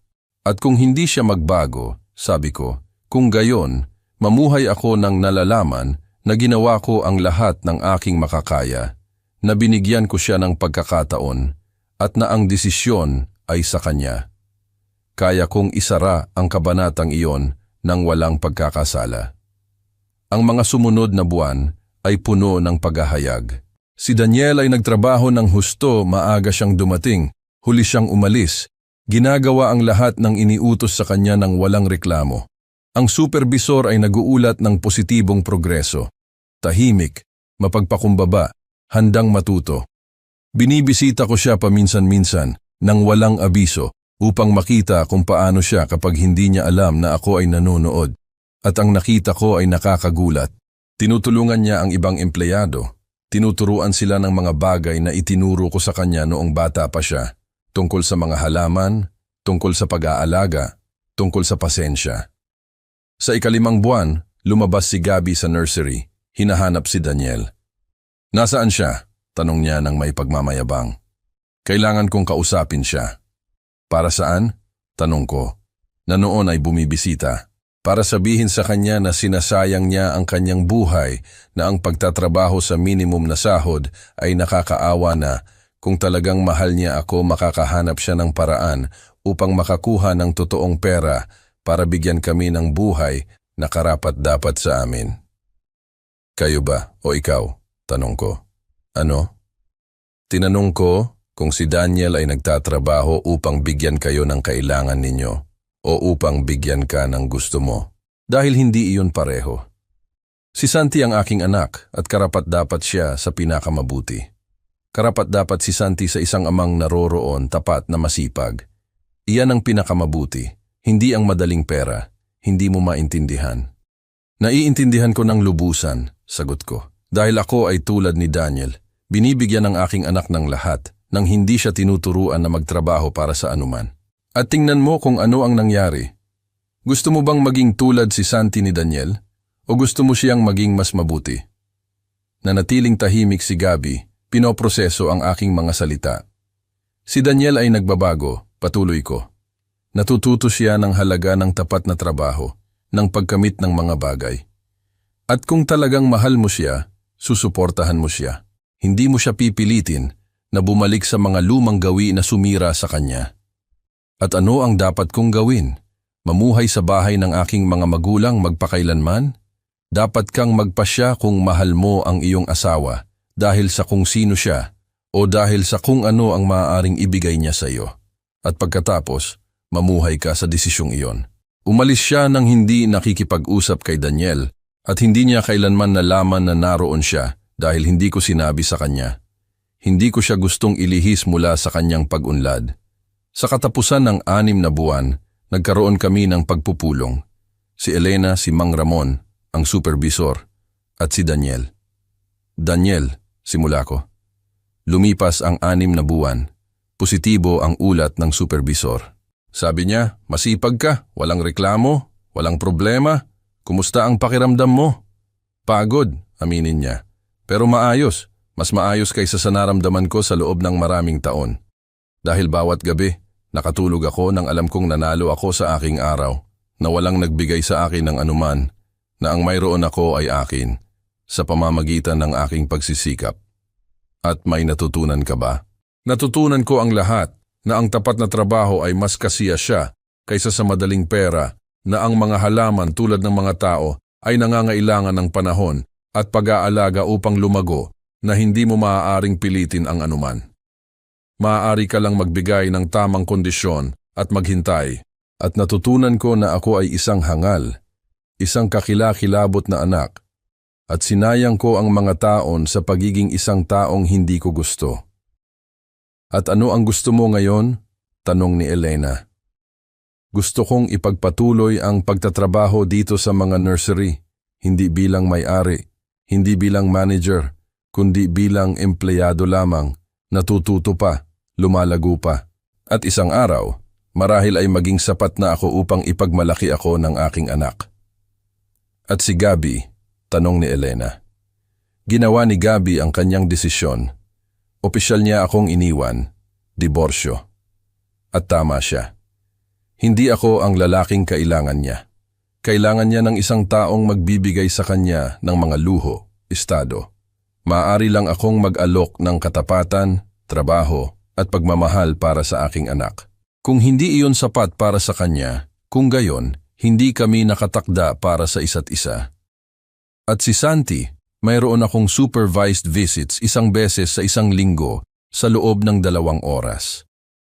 At sa loob ng 2 oras na iyon, itinuturo ko sa kanya ang itinuro mo sa akin. Tungkol sa mga halaman, tungkol sa pagtatrabaho gamit ang mga kamay, tungkol sa pagiging tapat. At umaasa ako na sapat iyon, na kapag lumaki siya, maaalala niya na ang kanyang ama, kahit na hindi perpekto, ay sinubukang maging mas mabuti. Nagsalita si Elena. Daniel, kami ay humanga sa iyong pag-unlad at gusto naming mag-alok sa iyo ng isang bagay, hindi kawanggawa, kundi isang pagkakataon. Naglagay siya ng mga papeles sa mesa. Ito ay isang kontrata para sa isang espesyal na programa. Magtatrabaho ka ng direkta kay Tatay Andres, natututo ng lahat tungkol sa negosyo mula sa simula. At sa loob ng 3 taon, kung patuloy kang magpapakita ng responsibilidad, bibigyan ka namin ng pamamahala ng isa sa mga nursery, maliit, na may superbisyon, ngunit sa iyo na pamahalaan. At kung magtagumpay ka, sa huli ay maaari kang magkaroon ng bahagi, hindi mayorya, kundi bahagi na kinita sa pamamagitan ng iyong trabaho, sa pamamagitan ng iyong dedikasyon, sa pamamagitan ng pagpapatunay na karapat-dapat ka sa tiwala. Pero, dagdag ko, hindi ito automatikong kapatawaran. Hindi ito paglimot sa nangyari. Ito ay isang pagkakataon upang bumuo ng isang bagong bagay, isang kakaibang relasyon na nakabase sa paggalang sa isa't isa, sa trabaho, sa katapatan. Umiiyak si Daniel. Hindi ko alam kung ano ang sasabihin. Sabihin mo o hindi at mamuhay ka sa iyong desisyon, sabi ko. Opo, tinatanggap ko ang lahat. At ipapakita ko sa iyo, tatay, na sulit ito, na kaya kong maging ang anak na dapat kong naging simulat sa pool. Hindi ko gusto na maging ang anak na dapat ka. Gusto kong maging ang lalaking pinili mong maging. Iyan ang kaibahan. Ang mga sumunod na 2 taon ay puno ng paglago para kay Daniel, para sa aming relasyon. Hindi na kami naging ama at anak sa tradisyonal na kahulugan. Nasunog na ang tulay na iyon. Ngunit binuo namin ang isang bagong bagay. Mga kasamahan, mga kakilala na naggalang sa isa't isa. At dahan-dahan, napakadahan-dahan, isang bagay na kahawig ng pagkakaibigan. Si Daniel ay umunlad. Ang nursery na pinamahalaan niya ay naging ang pinakakumita, hindi dahil sa pagputol ng mga kanto, kundi dahil inilapat niya ang lahat ng kanyang natutunan tungkol sa pag-aalaga, tungkol sa kalidad, tungkol sa pagtrato sa mga empleyado ng may paggalang. At si Santi, binibisita ni Santi ang nursery tuwing Sabado at Linggo, natututo mula sa kanyang ama at mula sa kanyang lolo, nagtatanim, lumalago, nagiging isang bata na pinahahalagahan ang trabaho, ang pagsisikap, ang katapatan. Kami ni Elena ay ipinagdiwang ang aming 2nd anibersaryo ng kasal sa isang hapunan ng pamilya. Naroon si Daniel kasama si Santi at si Mateo, ang 3 bata ay naglalaro ng magkasama, 2 pinsan na nagkakakilala, bumubuo ng sarili nilang relasyon. Naisip mo ba ito? Tanong ni Elena. Nang umupo ka sa parke na iyon sa Pasko, hindi ko kailanman naisip na tapos na ang aking buhay, na wala ng iba para sa akin. At ngayon alam ko na ang mga pagtatapos ay simula lamang na nagkukubli, na ang pagkawala ng lahat ay nagtuturo sa iyo ng tunay na mahalaga. At na ang pamilya ay hindi dugo, ito ay pinili, ito ay trabaho, ito ay sinasadyang pagmamahal.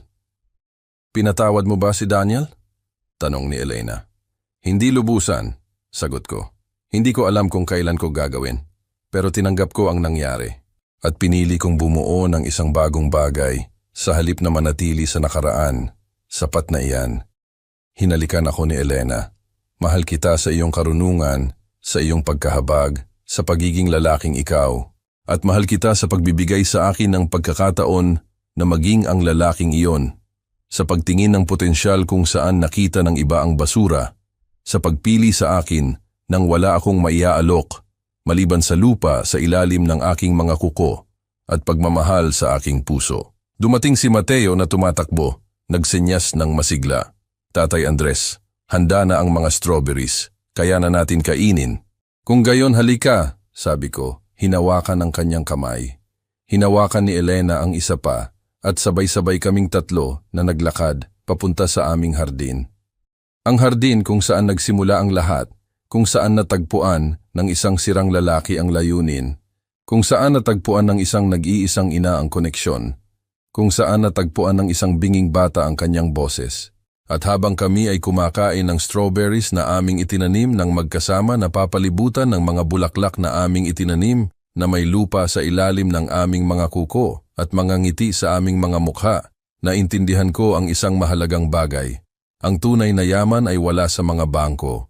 Ito ay nasa mga sandali tulad nito, sa pamilyang pinili, sa tapat na trabaho, sa 2nd pagkakataon na kinuha, sa kapatawaran na kinita, sa pag-ibig na binuo araw-araw tulad ng isang hardin ng may pasensya, pag-aalaga at dedikasyon. Kung nakikinig ka sa kwentong ito, Kung ito ay tumatatak sa iyo sa anumang paraan, gusto kong maintindihan mo ang isang bagay. Hindi kailanman huli ang lahat upang magsimulang muli. Hindi kailanman huli ang lahat upang bumuo ng isang magandang bagay mula sa mga abo ng iyong nakaraang buhay. Itinaboy ako ng aking anak sa aking bahay sa bisperas ng Pasko. Inagaw niya ang lahat sa akin. Iniwan niya akong walang anuman. Ngunit ang pagkawala na iyon ang nagdala sa akin sa isang mansyon kung saan natagpuan ko ang isang bagay na hindi kailanman mabibili ng pera. Tunay na pag-ibig, tunay na layunin, isang pamilya na binuo sa pagpili, hindi sa obligasyon. At ang aking anak ay kinailangan ding mawala ang lahat upang matutunan ang aking natutunan, na ang halaga ng isang tao ay wala sa kung ano ang mayroon siya kundi sa kung sino siya, sa kanyang trabaho, sa kanyang katapatan, sa kanyang kakayahang magbago. Mula sa Metro Manila, sa edad na 62 at may buhay na mas mayaman kaysa kailanman, nais kong hilingin sa inyo ang lakas ng loob. Ang lakas ng loob na magsimulang muli kapag ang lahat ay gumuho. Ang lakas ng loob na magbigay ng ikalawang pagkakataon kapag ito ay kinita. At ang lakas ng loob na bumuo ng isang tunay na bagay, isang magandang bagay, isang bagay na magtatagal. Nawalan ako ng tahanan sa bisperas ng Pasko at natagpuan ko ang higit pa sa isang tahanan. Natagpuan ko ang isang santuwaryo, isang pamilya, isang layunin. At kung kaya kong gawin iyon, kaya mo rin. Kailangan mo lang ng kalooban na bumangon, magtanim ng mga bagong binhi at matiyagang maghintay habang sila ay lumalago sa isang magandang bagay. Dahil ang buhay, tulad ng isang hardin, ay laging handa na mamulaklak kung bibigyan mo ito ng tamang kondisyon. At minsan, ang mga kondisyong iyon ay nagmumula sa mga hindi inaasahang lugar, mula sa pinakamasakit na pagkawala, mula sa pinakamadilim na Pasko. Ngunit palagi, may pag-asa, palaging may posibilidad ng paglago, palaging may bagong panahon na naghihintay. Kailangan mo lang magtiwala at magtrabaho at magmahal. Ang iba ay mamumulaklak na lang.